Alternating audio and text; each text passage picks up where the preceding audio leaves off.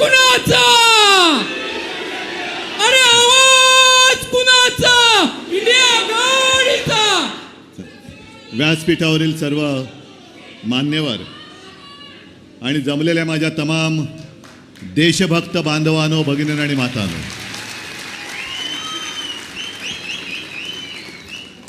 आपली जी घोषणा आहे कोण आला रे कोण आला, हे 4 जूनला दिल्लीकरांना कळलं पाहिजे की शिवसेनेचा वाघ आला, महाविकास आघाडीचा वाघ आला. कारण नाहीतर या घोषणेमध्ये काय अर्थ नाहीये. आणि आता मोदीजी सगळीकडे फिरतायत, माननीय शहासाहेब सगळीकडे फिरतायत, पण तुम्ही सगळे रायगडकर आहात. मी मुख्यमंत्री होतो तेव्हा मला आठवतंय की 2 चक्रीवादळं आपल्या इकडे येऊन धडकली होती. त्या चक्रीवादळांचा आपण सामना केला. त्या चक्रीवादळाचा सामना करणारे रायगडकर हे फडफडणाऱ्या पंख्याचा सामना नाही करू शकत. ती दोन चक्रीवादळं होती, ही 2 वक्री वादळ आहेत. ही महाराष्ट्रावरती आदळणारी 2 वक्री वादळ आहेत.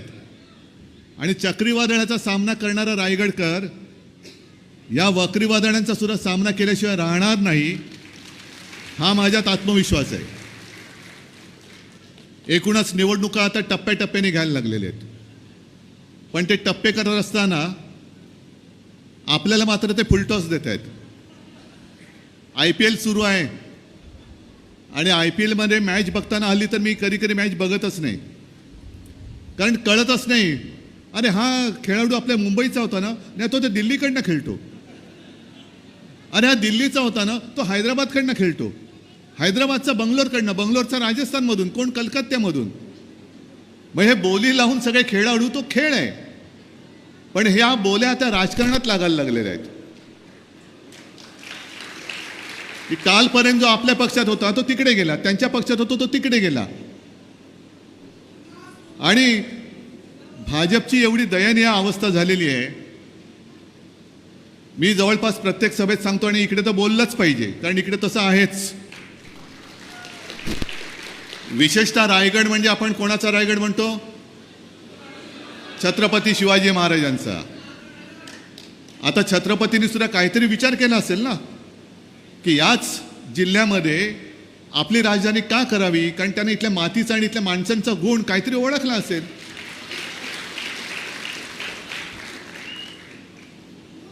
एकूण महाराष्ट्र आणि रायगड आपण जे म्हणतो शिवरामी वंदिले, आणि भाजप काय म्हणतोय? चोरामी वंदिले. मग तू चोरी कर, मी तुला वंदन करतो. म्हणजे आपण जे काय आरत्या करतो ना, घालेल लोटांगण वंदिने चरण, तसं यांच्या चोरांचं चरण वंदन करतात. का फाडी आली हो एवढी?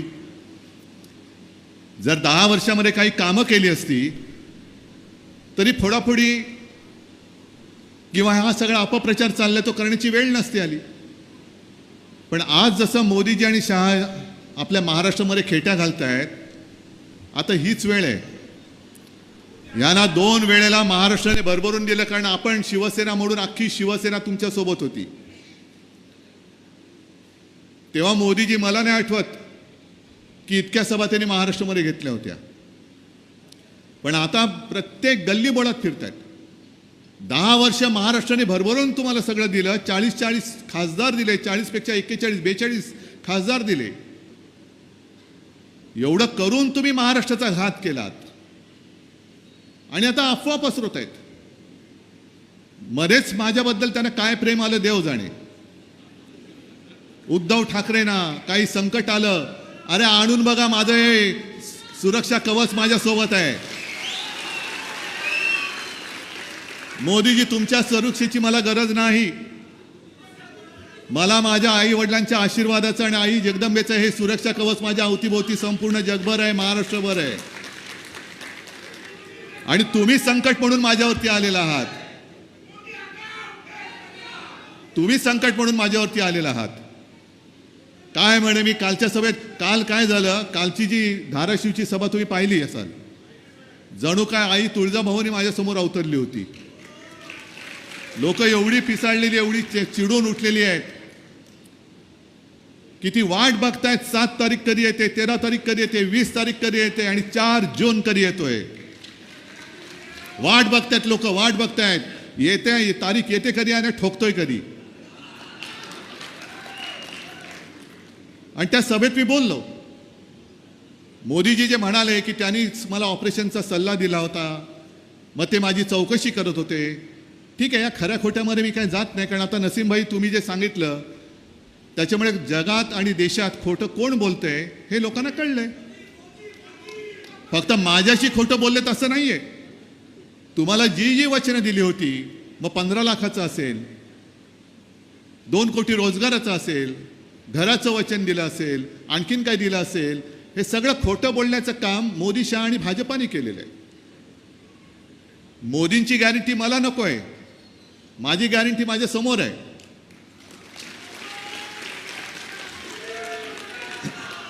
पण त्यांनी जे काय सांगितलं की ते माझी चौकशी करत होते. थांबा ना जरा, मला थोडं बोलू द्या ना. आगे तर बढायचंच आहे, पण जरा बोललं पाहिजे ना. जरा थांबा, तर जरा थांबा. मला काय बोलायचं ते मला पहिलं बोलू द्या. थांबा, मग तुमचं तुम्ही नंतर मग तुम्ही सभा घ्या, बसा खाली. तर त्यांनी माझी चौकशी करत होते. मग मोदी साहेब, तुम्ही माझी आस्थेने चौकशी करत होतात, तर तुमचे इथले जे काही आताचे पाव उपमुख्यमंत्री आहेत, त्या तुमच्या चेलाचा पाट्याने माहीत नव्हतं तुमचं माझ्यावरती किती प्रेम आहे. मी हॉस्पिटलमध्ये असताना रात्री अपरात्री माझ्या गद्दारांशी बोलणी कोण करत होतं हुडी घालून? मग हे तुम्हाला माहित नव्हतं? माझं सरकार गद्दारी करून खाली खेचतायत. गद्दाराला तुम्ही असली शिवसेना म्हणून मिरवताय, हे तुमचं माझ्याबद्दलचं प्रेम. एक तर तुम्हाला हिंदू हृदय सम्राट हा शब्द उच्चारायला जड जातोय. बाळासाहेबांचं माझ्यावरती खूप मोठं कर्ज आहे, बाळासाहेबांचं माझं खूप मोठं कर्ज आहे. ते कर्ज आता महाराष्ट्राची जनता व्याजासकट वसूल केल्याशिवाय राहणार नाही.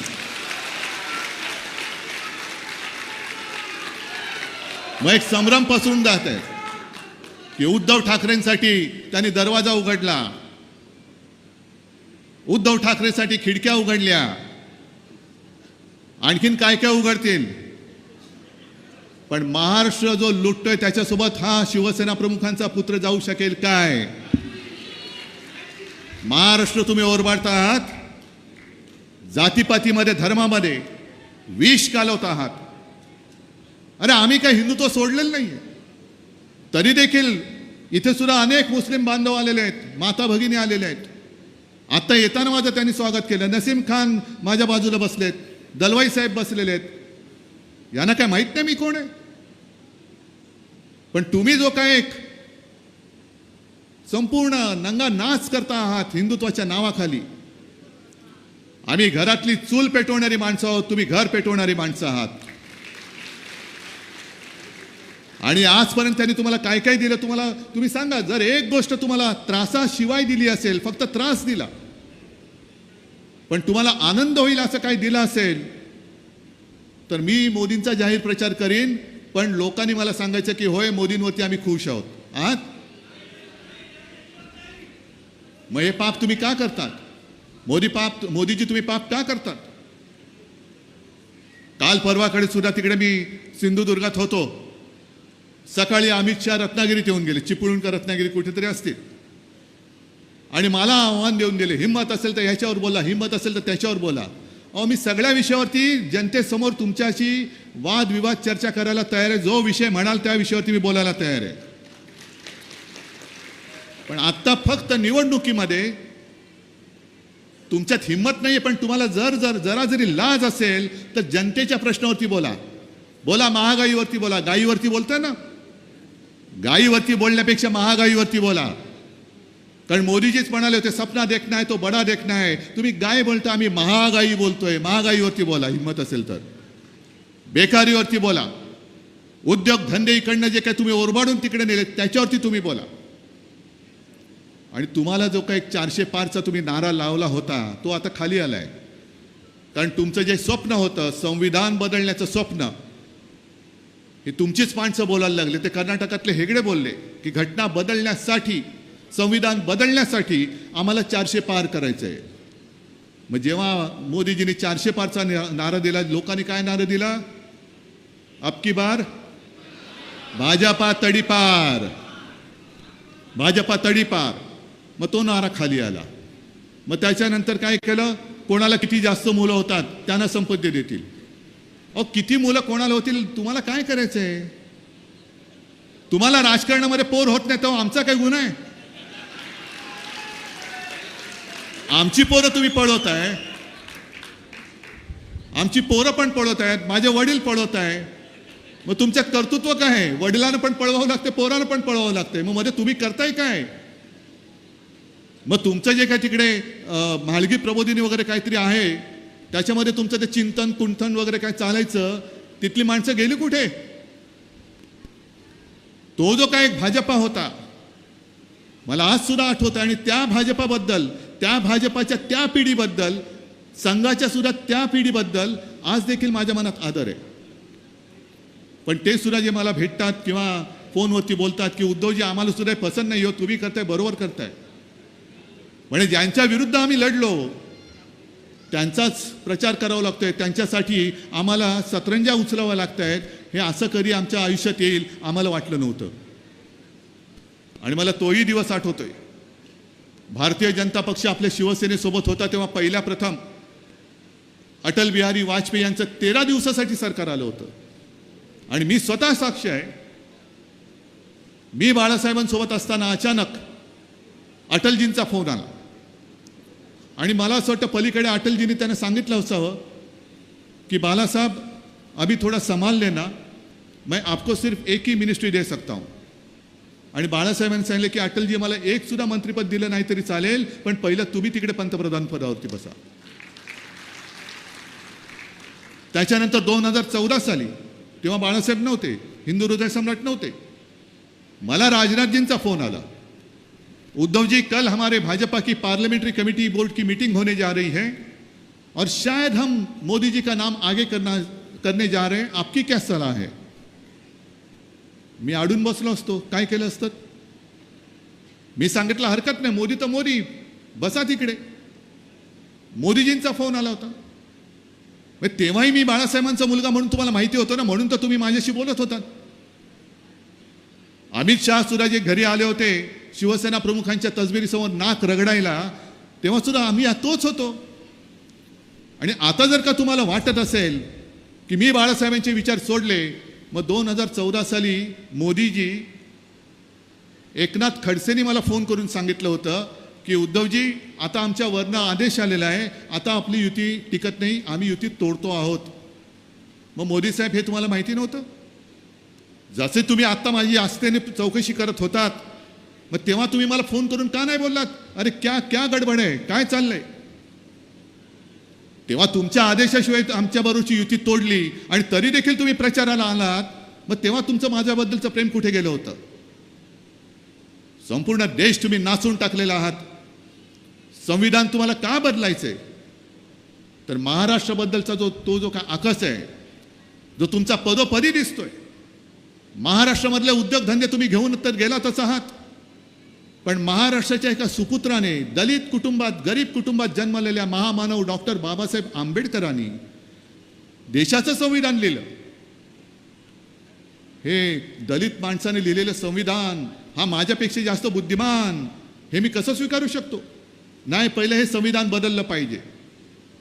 याला जो काय मी म्हणतो ना, हे बुरसटलेले गोमूत्रधारी, ते हे विचार आहेत. बुरसटलेले गोमूत्रधारी तुमचे विचार आहेत. आणि म्हणून तुम्हाला ती घटना बदलायची, म्हणून तुम्हाला ते संविधान बदलायचंय. ज्या बाबासाहेबांनी याच रायगडमध्ये महाडचं ते 14 तळं पाणी पिवरत नव्हतं तुम्ही माणसांना, हीच तुमची जी काय, हे आमची घराणेशाही, ही घराणेशाही आमची ही आहे. आणि तुमची घराणेशाही ही बुरसटलेल्या गोमूत्रधाऱ्यांची घराणेशाही आहे, जी माणसाला माणूस मानत नव्हती. मग उद्या पुन्हा यांना 400 पार जर झाले, होऊच शकत नाही, तर तीच जर का त्यांची बुरसटलेली गोमूत्रधारी वृत्ती आपल्या देशावरती राज्य करायला लागली, कारण आता यांचा आत्मविश्वास वाढत चाललाय. पहिल्यांदा जसं क्रीजला टेकले 272 झाल्या, आता 300 पार, आता 400 पार, मग 500 पार. किती तुमची भूकच शमत नाहीये. मी आणि फक्त मीच तरी त्या प्रियांका गांधींनी चांगलं उत्तर दिलं, कारण राहुल गांधींची पहिली चेष्टा करायची. आता म्हणतात राहुल गांधी म्हणजे शहजादे आहेत. अहो, शहजादे वेगळे, पण तुमचे शहाजादे जे BCCIच्या बोडक्यावरती बसले त्याचं काय? जय शहा. तो काही शहाजादा नाहीये, जरा जादाच आहे. पण जे उत्तर प्रियंकाजींनी दिले की तुम्ही राहुलला शहजादे म्हणताय आणि स्वतः शहनशाहसारखे राहताय. पेपरमध्ये ज्या बातम्या आल्यात मी कटिंग करून ठेवतो. पुण्यामध्ये जी सभा झाली मोदीजींची, संपूर्ण पुण्याला छावणीचं रूप दिलं होतं. छावणी. मी स्वतः सोलापूरला गेलो होतो प्रणिती शिंदेच्या प्रचारासाठी. दुसऱ्या दिवशी येताना 2-3 तास लातूरचा एअरपोर्ट बंद. का बंद? नाही, पंतप्रधान येणार आहेत.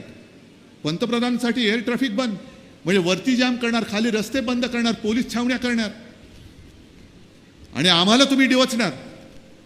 स्वतः शहनशाहसारखे वागताय. स्वतःसाठी ही आपल्या सरकारची यंत्रणा, तिचा तुम्ही दुरुपयोग करता आहात.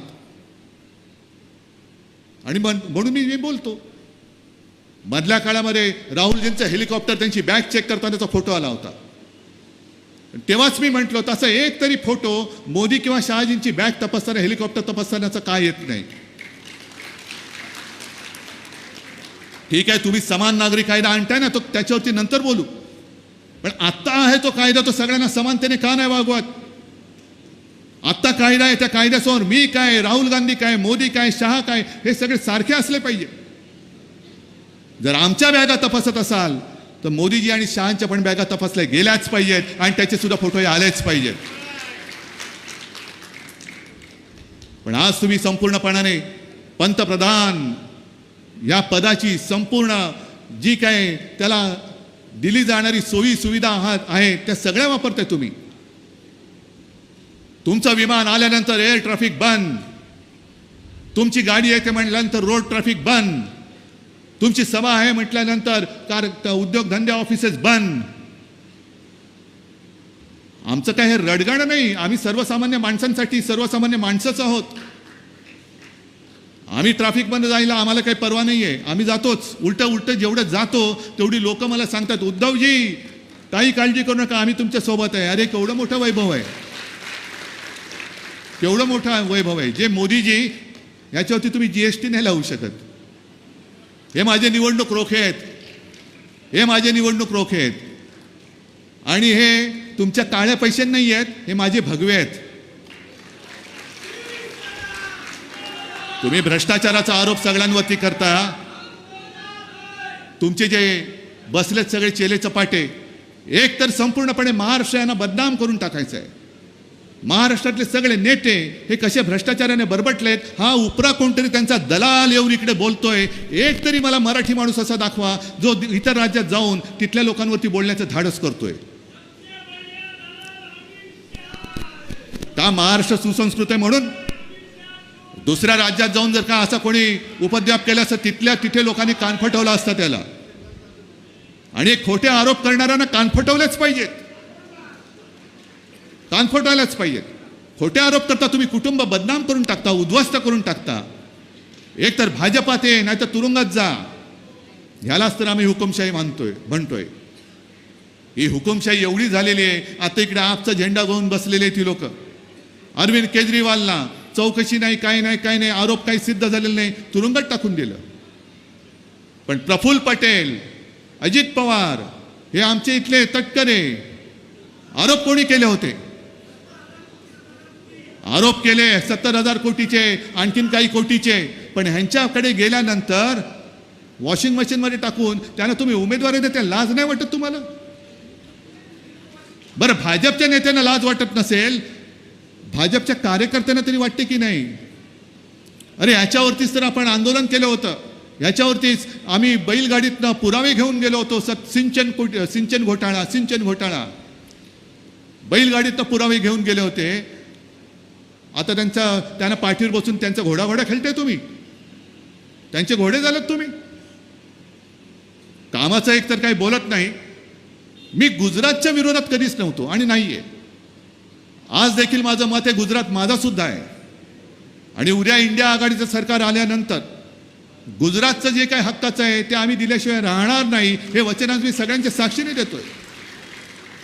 पण एका बाजूला गुजरातचा विकास करताना तुम्ही माझ्या महाराष्ट्राच्या तोंडातला घास काढून गुजरातला भरवणार असाल तर तो तुमचा ओरबाडणारा हात आम्ही कापून टाकल्याशिवाय राहणार नाही. इकडे ज्या काही गोष्टी आम्ही आणत होतो, बल्क ड्रग पार्क होता, त्याच्यानंतर मुंबईचा हिरे बाजार, मुंबईचं ते आर्थिक केंद्र, कितीतरी गोष्टी,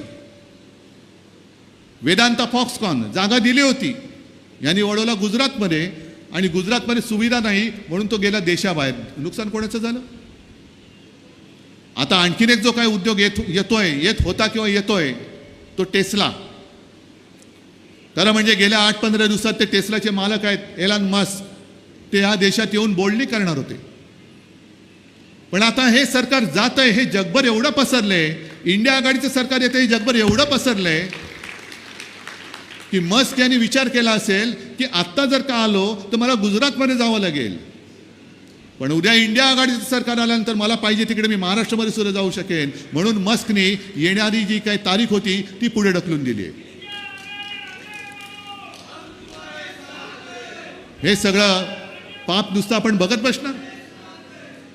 मी जो काय आपल्या इंडिया आघाडीचा वचननामा आहे तो आहेच, काँग्रेसचा आहे तो आहेच, राष्ट्रवादीचा आहे तो आहेच, पण शिवसेनेचा जो काय मी वचननामा दिलाय, जास्त भारंभार मी काही वचनाने दिली, पण एक मी या रायगडमध्ये छत्रपती शिवरायाच्या साक्षीने सांगतो, इंडिया आघाडीचं सरकार आल्यानंतर आणि ते येणारच, मी महाराष्ट्राचं लुटलेलं वैभव परत आणून दाखवल्याशिवाय राहणार नाही.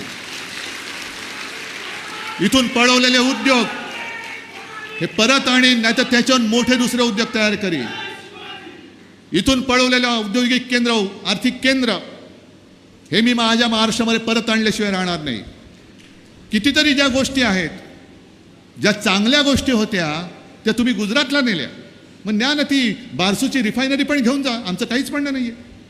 जैतापूरचा प्रकल्प गुजरातला लावा, माझं काही म्हणणं नाहीये, पण संपूर्णपणे विनाशकारी प्रकल्प हे माझ्या महाराष्ट्राच्या आणि विशेषतः या किनारपट्टीवरती कोकणावरती लादायचे. बरं, रिफायनरी आणणार, अनेक जणांना रोजगार मिळणार, ठीक आहे, रोजगार मिळेल, कायमचा रोजगार मिळणार का कंत्राटी पद्धतीने मिळणार? म्हणजे कंत्राटी पद्धतीने तुम्ही रोजगार देणार, आज जर रोजगार आहे उद्या मिळेल की नाही सांगता येत नाही, आज देतोय पैसे उद्या घरी जा, काय करणार तुम्ही? म्हणजे जमिनी तर गेल्याच, पर्यावरणाचा तर विनाश होतोच, पण जो काही पैसा त्यातून मिळणार आहे, एक कंत्राटी पद्धतीने कामगार दिल्यानंतर मोठं जे काही अर्थचक्र फिरणार आहे ते पुन्हा गुजरातसाठी फिरणार, आणि कॉन्ट्रॅक्ट तुमच्या कॉन्ट्रॅक्टर मित्रासाठी म्हणून तुम्ही रिफायनरी आणताय. सगळे चांगले प्रकल्प, म्हणून मी म्हटलं ना की राख रांगोळी हा एक शब्द आहे, आणि त्याचा अर्थ आता तुम्हाला कळेल, राख महाराष्ट्राकडे आणि रांगोळी गुजरातकडे. हे नाही चालणार. या अशा माणसांकडे अरे दरवाजे उघडा, काही करा, काय वाटेल ते करा, मी नाही येत तुमच्याकडे, आजच सांगून टाकतो. आणि आता येण्याची गरजच राहणार नाही, कारण मुळामध्ये तुम्हीच तिकडे नसणार आहात. जसं आता लहानपणी आपल्याला सांगायचे ना की भूत दिसलं तर राम राम राम राम म्हणायचं, बरोबर ना? मी नाही कधी बघितलं, तुम्ही पाहिलं नाही, पण मोदी शहाना आता पराभवाचं भूत दिसतंय म्हणून सगळीकडे राम राम राम राम राम राम राम राम करत जात आहेत. जय श्रीराम जय, अरे आम्ही बोलतो ना जय श्रीराम, बजरंग बली की जय आम्ही बोलतो, पण तुम्ही जय भवानी जय शिवाजी का नाही बोलत? जे माझं मशाल गीत आहे शिवसेनेचं, निवडणूक आयोगाकडे पाठवलं, बघा बरं ह्याच्यात काय आहे, आणि त्याच्यावरती त्याने ते असं आळं करून दिलं की जय भवानी हा शब्द काढा, आणि मी त्याने सांगितलं मी काढत नाही, हिंमत असेल तर कारवाई करा, जा काय उखडता माझं बघू. जय भवानी जय शिवाजी हा आमचा आत्मा आहे. मोदीजी, शहाजी, तुम्ही आजपर्यंत होतात, उद्या तुम्ही नसणार आहात, पण अनंत काळापासून आणि पुढच्या अनंत काळापर्यंत माझा जय भवानी जय शिवाजी असणार आहे. आणि मोदीजींनी किती जरी कवाडं उघडली तरी आमच्या छत्रपतींच्या पवित्र भगव्याला तुम्ही गद्दारीचा डाग लावला, त्या डाग लावणाऱ्यांबरोबर हा शिवसेना प्रमुखांचा पुत्र आयुष्यात कधी जाऊ शकणार नाही, जाऊ शकत नाही. आणि हे आता त्यांच्या सुद्धा लक्षात आले. मधल्या काळामध्ये तुम्ही कोण म्हणालात ते आपले उपमुख्यमंत्री? एक फोटो आहे याच्यात, तेच का ते? हा, ही बातमी आणली मी मुद्दामून. त्यांनी बातमीत काय म्हटलंय, कारण त्यांना कदाचित विचारलं असेल, अहो तुमच्या मोदी सरकारने विकास कामं कोणती केली? मग त्यांनी सांगितलं विकास कामे सोडा, पण करोना लसीसाठी तरी मोदींना मत द्या. मग आपले संशोधक काय करतात, गवत उपटत बसतात. बरं, मोदींनी लस दिली म्हणून त्या लसीकरणाच्या सर्टिफिकेटवर मोदींचा फोटो मी समजू शकतो. समजा मोदींनी लस दिली, देवेंद्रांना दिली असेल कोणती तरी लस, म्हणून ते असे बोलतायत. पण मोदींनी लस दिली म्हणून त्या लसीकरणावरती मोदींचा फोटो, मग खताच्या पाकिटावरती मोदींचा फोटो का? खत कोणी दिलं?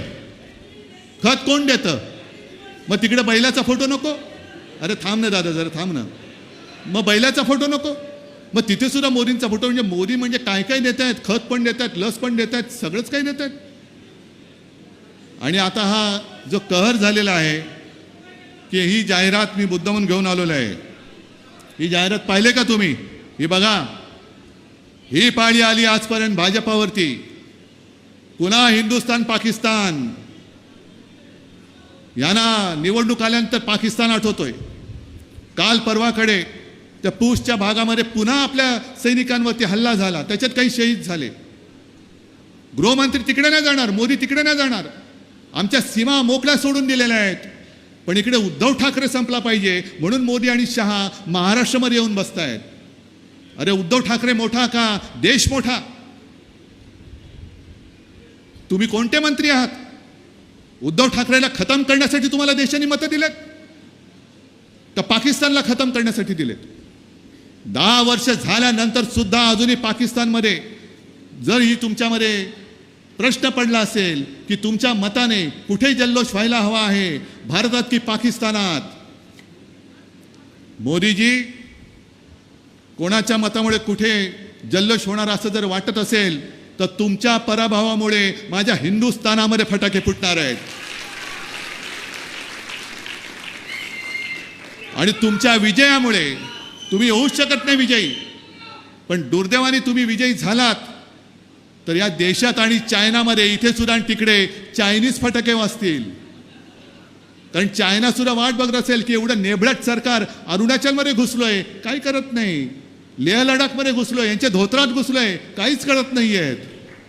अरे तुमच्या धोत्रात चीन घुसला तरी तुम्ही काय करत नाही. तुम्ही आम्हाला कशाला पाकिस्तानची भीती दाखवताय? तिथल्या त्या लेह लडाखमध्ये सोनम वांगचुक हे उपोषणाला बसलेले, काय झालं कल्पना नाही.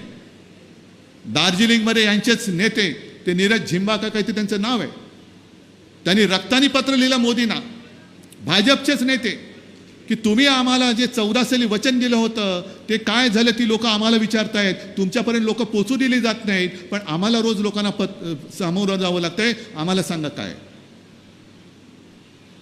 तुम्ही पाकिस्तानला फटाके वाजणार, इकडे फटाके वाजणार. अहो तुमच्या दिल्लीच्या आसनाखाली आता मोठा लोकशाहीचा बॉम्ब जो आहे तो मतांच्या रूपाने फुटणार आहे, त्याचं सांभाळा तुम्ही काय करायचं ते. आणि ही वस्तुस्थिती आहे. देशासमोर देशाला एखादं नाकर्त सरकार, फसवणूक करणारं सरकार, म्हणून ते जे एक म्हटलं जातं ना की तुम्ही कदाचित सर्वांना एका वेळेला फसू शकाल, एकाला काही जणांना तुम्ही सदा सर्वदा फसू शकाल, पण सर्वांना सर्व काळ तुम्ही फसू शकत नाही. आता तुम्ही या देशाला फसू शकत नाही. तुमचे अंधभक्त जे आहेत त्यांना तुम्ही सदा सर्वदा फसू शकाल, पण देशाला आता फसवू शकत नाही तुम्ही. देश आता उठलेला आहे. जाग फक्त रायगडालाच नाही तर संपूर्ण देशाला जाग आलेली आहे. रायगडाला जेव्हा जाग येते नाही, आता देशाला जेव्हा जाग येते, आणि ती जाग आल्यानंतर काय होतं हे आता या सरकारला कळल्याशिवाय राहणार नाही. आणि मला सरकार पाहिजे. सरकार पाहिजे ते मिलीजुली सरकार पाहिजे, इंडिया आघाडीचं सरकार पाहिजे. कारण एका हाती सरकार दिलं, एका व्यक्तीच्या हातात सरकार दिलं तर विचारा, त्यावेळेला अनंत गीते मंत्रिमंडळात होते. नोटबंदीच्या वेळेला मंत्र्यांना काय केलं होतं न विचारता कशी नोटबंदी केली होती हे तुम्ही विचारा. मग एका व्यक्तीची ही मक्तेदारी ही तुम्ही मोडून काढणार आहात की नाही? एका व्यक्तीच्या हातामध्ये 140 कोटी लोकांचं भवितव्य तुम्ही अंधारात भिरकावून द्यायचं म्हणताय. एका व्यक्तीच्या हातामध्ये जो हुकुमशहा म्हणून आजच दिसायला लागलेला आहे, त्याला पुन्हा आपण बोडक्यावरती घ्यायचं. आणि त्याच्यासाठी संपूर्ण आपल्या देशामध्ये जे काही संघराज्य पद्धत आहे, सर्व प्रदेशाचा मान सन्मान राखून केंद्रामध्ये देशाच्या हिताचं सरकार चालवणारं, लोकांचं ऐकणारं, लोकांच्या मन की बात ऐकणारं, स्वतःच्या मन की बात नाही. तुमचं मन तुमच्याकडे ठेवा. जनतेला सुद्धा मनं आहेत, जनतेला सुद्धा हृदय आहे आणि त्यांच्या भावना जपणारं सरकार हे आता आम्हाला आणायचं आहे. आणि म्हणूनच आपला पक्ष तोच आहे. उमेदवार सुद्धा तुम्हाला माहिती आहे. आपले साथी सोबती आता वाढलेले आहेत. पूर्वी एकच होता, आता अनेक झालेले आहेत. काँग्रेस आहे, राष्ट्रवादी आहे, आपले बहुजन आघाडी आहे, सगळे आहे, आप आहे, सगळे आहेत, कम्युनिस्ट पण आहेत, शेका पक्ष आहे, सगळे आहेत, सगळे आलेत. म्हणजे आमची ताकद वाढले. फक्त निशाणी आपली चोरले. आता कोणती निशाणी आहे? मशाल आहे ना, घरोघरी पोचवलेत. फक्त एक काम करायचं, जोशामध्ये नुसतं जायचं नाहीये. मतदानाला गेल्यानंतर अनंत गीते तुमचा नंबर कितवा आहे? 1 नंबर. अरे क्या बात आहे. पहिली पसंती. त्या नावासमोरचं बटन दाबल्यानंतर नुसता आवाज आल्यानंतर झालं म्हणून निघायचं नाही. आवाज आल्यानंतर बटन दाबल्यानंतर अनंत गीते मशालीवरचा दिवा पेटतोय की नाही बघायचा. तो पेटल्यानंतर ते 7 सेकंद व्हीव्हीपॅटवरती ती स्लिप दिसते, त्याच्यावरती चिन्ह बघायचं आणि ती स्लिप खाली पडते की नाही ती बघून मग बाहेर पडायचं. करणार एवढं? हातात काय? आणि विजय होणार विशाल. जय हिंद, जय महाराष्ट्र. धन्यवाद उद्धवजी. राष्ट्रगीतानंतर